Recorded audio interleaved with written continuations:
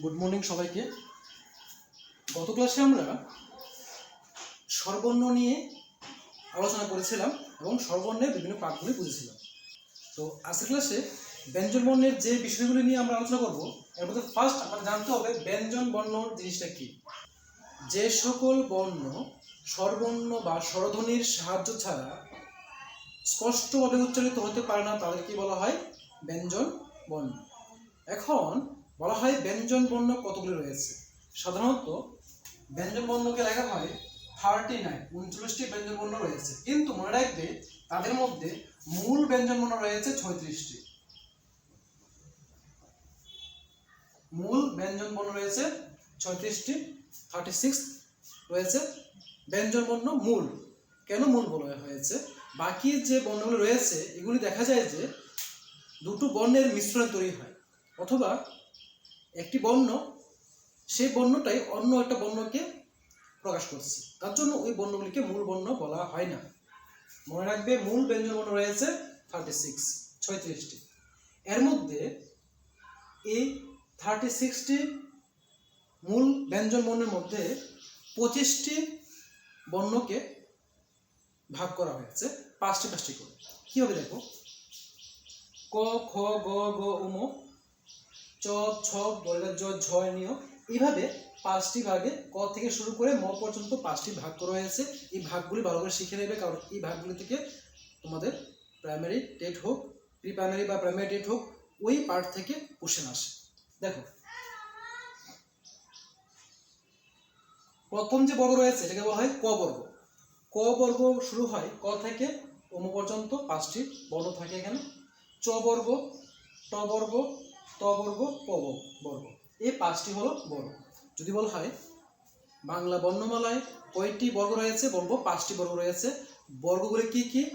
একটা হলো ক বর্গ, চ বর্গ, তারপর ট বর্গ, ত বর্গ, আর হলো প বর্গ। ক, চ, ট, ত, প, এই হলো 5টি বর্গ। এবং এই 5টি বর্গের মধ্যে কোন কোন বর্ণগুলো রয়েছে এগুলো তোমরা শিখে নেবে, এগুলো থেকে কোশ্চেন আসতে পারে। এমন বলতে পারে যে ক বর্গের তৃতীয় স্থানীয় বর্ণ কোনটি? যেমন ক বর্গ এটা, ক, খ, গ, তৃতীয় স্থানে কে রয়েছে? গ রয়েছে, ঠিক আছে। অথবা এমন দিয়ে দেবে, বলবে যে ব,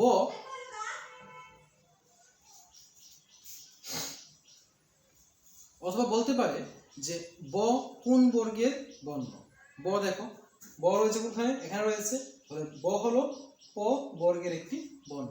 এইভাবে তোমাদের প্রশ্ন আসতে পারে।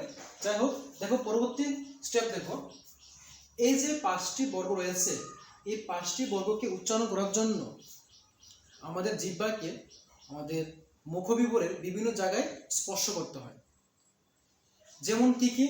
একটা হলো কণ্ঠ, তালু, মূর্ধা, দন্ত এবং উষ্ঠ।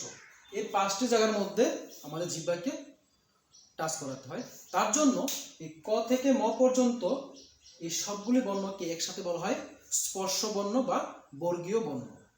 মনে রাখবে যে ক থেকে ম পর্যন্ত যে বর্ণগুলি রয়েছে, ক থেকে ম পর্যন্ত যে বর্ণগুলি রয়েছে, এগুলিকে বলা হয় স্পর্শ বর্ণ বা বর্গীয় বর্ণ।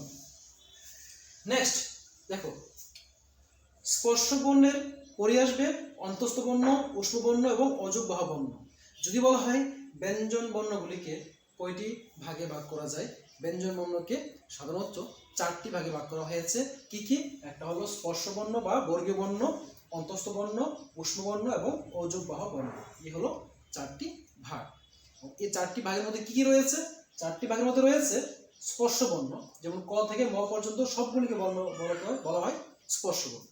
এই 25টি হলো স্পর্শ বর্ণ। যদি বলা হয় যে বর্গীয় বর্ণ বা স্পর্শ বর্ণ কয়টি রয়েছে, আমরা বলবো 25টি রয়েছে স্পর্শ বর্ণ বা বর্গীয় বর্ণ। এবং এই বর্গীয় বর্ণের প্রত্যেকটা পার্ট যে আছে, প্রত্যেকটা পার্টকে একটা বর্গ বলা হয়। যদি বলা হয় বাংলা ব্যাকরণে অর্থাৎ বর্ণমালায় কয়টি বর্গ রয়েছে, বলবো আমরা যে 5টি বর্গ রয়েছে। ক্লিয়ার? কয়টি বর্গ রয়েছে? 5টি বর্গ রয়েছে। ক, চ, ট, ত, প, এই হলো 5টি বর্গ। আর এই সবগুলি বর্গের সবগুলি বর্ণকে নিয়ে তৈরি হয় স্পর্শ বর্ণ বা বর্গীয় বর্ণ। ক্লিয়ার? আবার বলছি, বর্গ হলো 5টা, আর বর্গীয় বর্ণ বা স্পর্শ বর্ণ হলো 25টা, ক থেকে শুরু করে ম পর্যন্ত। ঠিক আছে, নেক্সট আসলো যে স্পর্শ বর্ণ কেন বলবো আমরা, কারণ এই ক থেকে ম পর্যন্ত বর্ণগুলিকে উচ্চারণ করার সময় আমাদের জিহ্বাকে কণ্ঠ, তালু, মূর্ধা, দন্ত এবং ওষ্ঠ ওইগুলির সাথে টাচ করাতেই হয়, তাহলে এগুলি উচ্চারণটা স্পষ্ট আসে। কোথাও না কোথাও টাচ করতে হবে, তার জন্য তাদেরকে বলা হয় স্পর্শ বর্ণ। এবং অন্তস্থ বর্ণ, অন্তস্থ বর্ণ আমরা কোনগুলি বলবো? মনে রাখবে যে অন্তস্থ বর্ণ রয়েছে 4টি। অন্তস্থীয় জ, অন্তস্থীয় ল, ব, এই 4টি হলো অন্তস্থ বর্ণ। কথাটা বুঝবে ভালো করে। অন্ত, অন্ত শব্দের অর্থ হলো মধ্য, অন্ত শব্দের অর্থ হলো মধ্য আসতে পারে। আর অন্তস্থ, অন্তস্থ শব্দের অর্থ হলো মধ্যবর্তী, অন্ত শব্দের অর্থ হলো মধ্য এবং অন্তস্থ শব্দের অর্থ হলো মধ্যবর্তী। তাহলে এই অন্তস্থীয় জ, অন্তস্থীয় ল, ব এগুলিকে কেন অন্তস্থ বর্ণ বলা হয়? কারণ এই কারণেই বলা হয় কারণ এগুলি হলো স্পর্শ বর্ণ এবং উষ্ণ বর্ণের মধ্যবর্তী স্থানীয় বর্ণ। মানে স্পর্শ বর্ণ এবং উষ্ণ বর্ণের মাঝখানে এই বর্ণগুলি রয়েছে, তার জন্য তাদেরকে বলা হয় অন্তস্থ বর্ণ। বলতে পারে যে স্পর্শ বর্ণ এবং উষ্ণ বর্ণের মধ্যবর্তী বর্ণকে কি বলা হয়? আনসার আসবে অন্তস্থ বর্ণ। বলতে পারে যে অন্ত শব্দের অর্থ কি? যে বাংলা ব্যাকরণের ক্ষেত্রে অন্ত শব্দের অর্থ হলো মধ্য, আর অন্তস্থ শব্দের অর্থ হলো মধ্যবর্তী, কারণ এই অন্তস্থীয় যে অন্তস্থীয় ল, ব এগুলি স্পর্শ বর্ণ এবং উষ্ণ বর্ণের মাঝখানে অবস্থান করে। বের হয়েছে? নেক্সট আসো উষ্ণ বর্ণ। উষ্ণ বর্ণ কোনগুলি? কেন এগুলিকে উষ্ণ বর্ণ বলা হয়? কারণ হলো এই উষ্ণ শব্দের অর্থ হলো শ্বাস বা বায়ু। যে উষ্ণ লেখা আছে, উষ্ণ শব্দের অর্থ হলো শ্বাস বা বায়ু। দেখা যায় যে উষ্ণ বর্ণের অন্তর্গত যে বর্ণগুলি রয়েছে, এই বর্ণগুলিকে উচ্চারণ করার জন্য আমাদের অধিক পরিমাণে শ্বাস বায়ুর প্রয়োজন হয়। যেমন দেখো, যদি বলি তালিবাস্য, দেখো স লাস্টে স, উচ্চ স্বরে শ্বাস বের হচ্ছে। মধ্যাস্য, দন্তাস্য, হ, দেখো প্রত্যেকটা বর্ণকে উচ্চারণ করার সময় অধিক পরিমাণে আমাদেরকে শ্বাস বের করতে হচ্ছে, অর্থাৎ শ্বাস বায়ুর প্রয়োজন হচ্ছে। তার জন্য এগুলিকে বলা হয় উষ্ণ বর্ণ বা শ্বাস বর্ণ বলতে পারে। ঠিক আছে, তাহলে ভালো করে শিখে নেবে যে উষ্ণ বর্ণ কোনগুলি। 4টা উষ্ণ বর্ণ রয়েছে, তালিবাস্য, মদিনাস্য, দন্তাস্য আর হলো হ। ক্লিয়ার? নেক্সট অযুগ বাহ বর্ণ। অযুগ বাহ বর্ণ, অযুগ কেন বলা হয়েছে? মানে যার যুগ হয় না, যাকে দেখতে আলাদা, যার কারোর সাথে কোনো মিল হয় না, সেটা হলো অযুগ, মানে যুক্ত হতে পারে না সে কারোর সাথে। কেন? দেখো, যে অনুসার, বিসর্গ, চন্দ্রবিন্দু, এই যে 3টি বর্ণ রয়েছে, দেখবে অন্যান্য বর্ণের যেমন আলাদা আলাদা একটা অর্থ থাকে, কিন্তু অনুসার, বিসর্গ এবং চন্দ্রবিন্দু এই 3টি বর্ণের আলাদা কোনো অর্থ থাকে না। তারা কি করে অন্য কোনো বর্ণের সাথে বসে ওই বর্ণের উচ্চারণের ধরনটাকে চেঞ্জ করে দেয়। যেমন দেখো, যদি আমরা শুধু ঢ লিখি, ঢ একটা বর্ণ রয়েছে ঢ, কিন্তু তার সাথে অনুষ্কার যখন বসিয়ে দেবো আমরা কি আসে উচ্চারণটা? ডং। দেখো এই ড তার উচ্চারণের পার্থক্য করে দিল কে? সে, ডং। ড হলো একটি বর্ণ, তার সাথে যদি আমরা অনুসার লাগিয়ে দেই হলো বং। দেখো এইভাবে এই 3টি বর্ণ অন্য বর্ণের সাথে যুক্ত হয়ে তাদের উচ্চারণের মধ্যে একটা পার্থক্যের সৃষ্টি করে। কিন্তু দেখো যখনই এগুলি বসে তাদের সাথে কিছুটা পৃথক থাকে, মানে কোনো মিল হয় না, তাকে বলা হয় খাপ ছাড়া অবস্থায় থাকে। তাই এগুলিকে বলা হয় অযুগ বাহ বর্ণ। অর্থাৎ যে সকল বর্ণগুলি নিজস্ব কোনো উচ্চারণ থাকে না, অর্থাৎ নিজস্বভাবে সে কোথাও বসতে পারে না, সে অন্য কোনো বর্ণের সাথে এসে বসে ওই বর্ণের উচ্চারণের ধরনটাকে চেঞ্জ করে দেয় এবং তাকে দেখতে কেমন হয়, খাপছাড়া ভাবে থাকে, যেমন ডং বং এগুলি। তো এই কারণে এই অনুস্বার, বিসর্গ এবং চন্দ্রবিন্দু এই তিনটি বর্ণকে বলা হয় অযুগ্বাহ বর্ণ। মনে রাখবে এই যে ডসিনারো, ডরেরো, অন্ত্যেষ্টিয় এগুলিকে কেন মূল বর্ণের সাথে নেওয়া হয় না, কারণ হলো এগুলি হলো ড, ঢ, অন্ত্যেষ্টির জ এরই অন্য একটি রূপ। এই যে খণ্ডেত্ব রয়েছে, খণ্ডেত্ব অ্যাকচুয়ালি হলো তয় হসন্তেরই রূপ, আর এটা হলো দ হসন্তের অন্য একটি রূপ। খণ্ডেত্ব মানেই হলো ত হসন্ত, আর এই ত হসন্ত বা খণ্ডেত্ব মানে হলো দ হসন্তের অন্য একটি রূপ, তার জন্য এগুলিকে মূল বর্ণের সাথে যুক্ত করা হয় না। নেক্সট দেখো, এখান থেকে এই পার্ট থেকে খুবই ইম্পর্টেন্ট, পরীক্ষা এই পার্ট থেকে আসে। কিভাবে আসবে? ক্ষীয় যে বলি আমরা, ক্ষীয় কোন দুটি বর্ণের সম্মিলিত রূপ? ক্ষীয় মানে হলো ক এবং মূর্ধন্যাসের সম্মিলিত রূপ।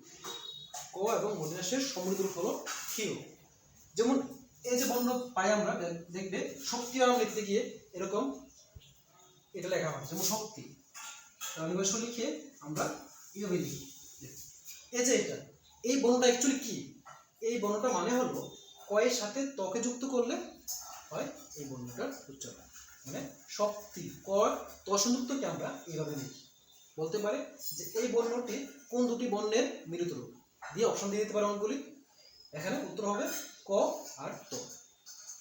নেক্সট, এই যে বর্ণটা কিছুটা দীর্ঘের মতো দেখতে, মাত্রা নেই। এই বর্ণটা অ্যাকচুয়ালি হলো উম এবং গ এর সম্মিলিত রূপ। উম যোগ গ করলে এই বর্ণটা তৈরি হয়।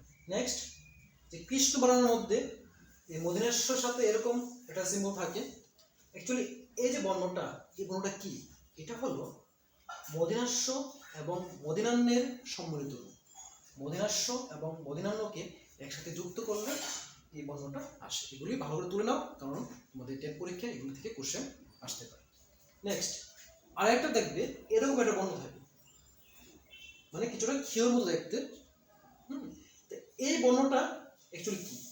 এই বর্ণটা মানে হলো হ এবং ময়ের সম্মিলিত রূপ। হয়ের সাথে যদি মকে যুক্ত করা হয় তখনই এই বর্ণটা উৎপন্ন হয়। তাহলে এখানে মেইন যে পয়েন্টগুলি পড়বে, দেখো কয়টি বর্গ রয়েছে এবং কোন বর্গে কোন বর্ণগুলি রয়েছে, স্পর্শবর্ণ, অন্তস্থ বর্ণ, উষ্মবর্ণ এবং অযুগ্বাহ বর্ণ কোনগুলি, এগুলি শিখবে। নেক্সট হলো অন্ত শব্দ অর্থ হলো মধ্য, অন্তস্থ মানে হলো মধ্যবর্তী, উষ্মবর্ণ অর্থ হলো শ্বাস বা বায়ু। আর এখান থেকে ইম্পর্টেন্ট হলো এইগুলি, যে কোন বর্ণটা কোন দুটি বর্ণের সম্মিলিত রূপ। আশা করি বুঝতে পেরেছো। এই হলো ব্যঞ্জন বর্ণের বিভিন্ন পার্টগুলি। এরপর আমরা শিখব যে এই ব্যঞ্জন বর্ণের মধ্যেই কোন বর্ণগুলিকে কি বলা হয় বলতে পারে। কণ্ঠবর্ণ কোনগুলি? ক, খ, গ, গ, ম। তালু, তালুতে স্পর্শ হয় যে বর্ণ উচ্চারণের সময়, এগুলি বলা হয় তালব্য বর্ণ। কি বলা হয়? তালব্য।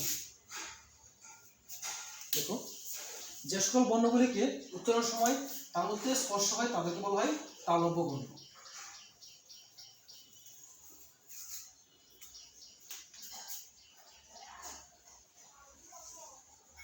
তালব্য বর্ণ।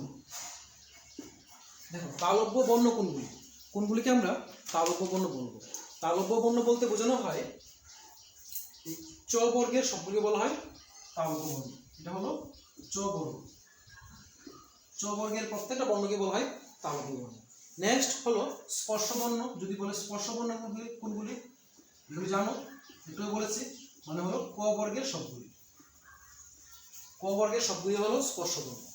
যদি বলে যে মূর্ধাতে যেগুলি স্পর্শ হয় এটাকে বলা হয় মূর্ধন্য বর্ণ। মূর্ধন্য বর্ণ। অ্যাকচুয়ালি মূর্ধন্য বর্ণ হলো ট বর্গের সবগুলি। ট বর্গ, এই ট বর্গের সবগুলি বর্ণকে বলা হয় মূর্ধন্য বর্ণ। এগুলি লিখে রাখো, খুবই ইম্পর্টেন্ট এগুলি। নেক্সট হলো দন্ত বর্ণ। দন্ত বর্ণ। দন্ত বর্ণ বলতে যেগুলি উচ্চারণ করার সময় আমাদের দাঁতের মধ্যে স্পর্শ হয় সেগুলি হলো ত থেকে। ত বর্গের সবগুলি হলো দন্ত বর্ণ। তাহলে তালব্য বর্ণ হলো চ বর্গের সবগুলি বর্ণ, স্পর্শ বর্ণ হলো ক বর্গের সবগুলি বর্ণ, মূর্ধন্য বর্ণ হলো ট বর্গের সবগুলি বর্ণ এবং দন্ত বর্ণ হলো ত বর্গের সবগুলি বর্ণ। এগুলি ভালো করে লিখে রাখো। নেক্সট আসো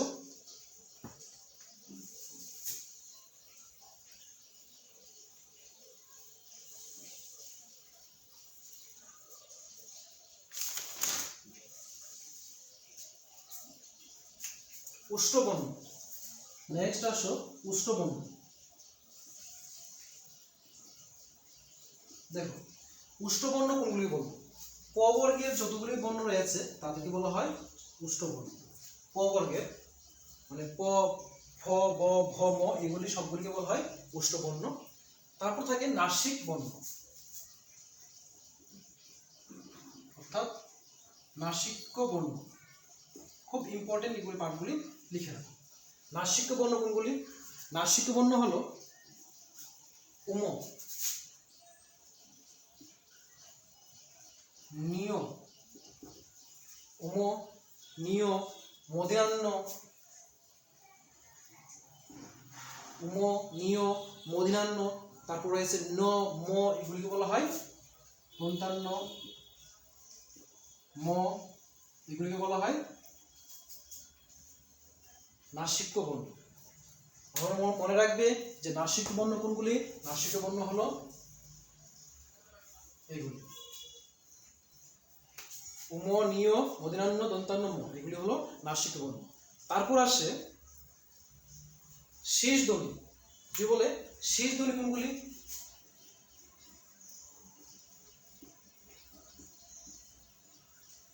শীষ ধ্বনি। শীষ ধ্বনি বলতে যে সকল বর্ণগুলি উচ্চারণ করার সময় আমাদের শীষ বের হয়, অর্থাৎ শ্বাসবায়ু বেশি প্রয়োজন হয়। যেমন দেখো, যদি আমরা তালিবস্য বলি, তালিবস্য, মূর্ধন্য, দন্তাস্য এগুলিকে বলা হয় শীষ ধ্বনি। মনে রাখবে শীষ ধ্বনি হলো তালিবস্য, মূর্ধন্য, দন্তাস্য। তারপর থাকে কম্পনজাত ধ্বনি। যদি বলা হয় কম্পনজাত ধ্বনি কোনগুলি? কম্পনজাত ধ্বনি মনে রাখবে কম্পনজাত ধ্বনি হলো উন্তস্তত। এই কে বলা হয় কম্পনজাত ধ্বনি। তারপর মনে রাখবে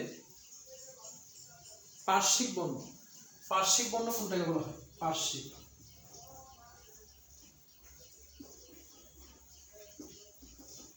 পার্শ্বিক বর্ণ বলা হয় লকে। ল হলো পার্শ্বিক বর্ণ। এগুলি ভালো করে মুখস্থ করবে, এগুলি খুবই ইম্পর্টেন্ট। নাসিক্য বর্ণ হলো উম, নিয়, মধ্যাহ্ন, দন্তান্ন, ম। শীষ ধ্বনি হলো তালিবস্য, মধ্যাহ্ন, দন্তাস্য। কম্পনজাত ধ্বনি হলো উন্তস্ত ল। আর পার্শ্বিক বর্ণ হলো ল। নেক্সট হলো তারণজাত বর্ণ বা তারণজাত ধ্বনি। কারণ